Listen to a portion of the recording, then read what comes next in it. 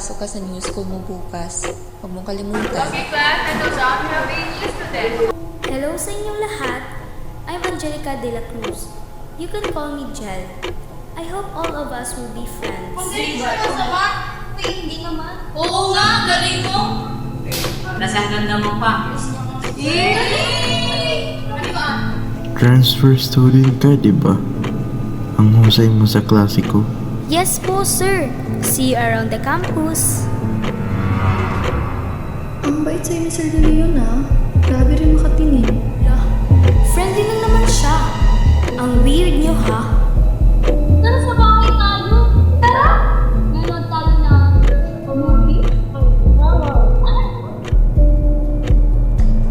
Pasok kayo, pasok. Huwag kayo mahiya. Alam ko din yung movie na to. Parang ito yung nasa-assignment natin. Assignment? Meron assignment? Oo.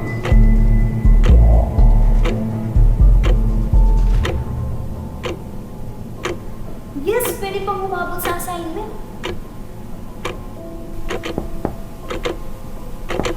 Good afternoon, sir. Sir, ito na po yung assignment ko. Sorry po talaga. Okay lang yun. Ang talino mo na nga, tapos ang ganda nga lang. Sir!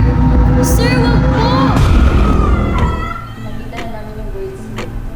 Pakinig mo pa. Aba, sumasagot ka na. Bumababa na ang grades mo, tapos ganyan ka ba magsalita? Yan kasi, cellphone ka ng cellphone, wala ka ng respeto sa amin. Ganyan po kasi kayo. Hindi nyo alam yung nararamdaman ko. Nagdadaan. Minsan, kamusta sa anak nyo, wala eh. Puro kasi kayo trabaho. Wala kayong oras sa akin. Ginagawa lang nyo para sa inyo. Anak niyo po ba talaga? Wala ka ng respeto, sana hindi ka na lang inampon. Ampon? Ako ampon? Oo, ampon ka. Bumalik ka na lang sa tatay mo. Hindi na namin kayang pag-uugali mo. Oo, pwede tatay. Tay, nandito na po ako. Sige, lalabas na.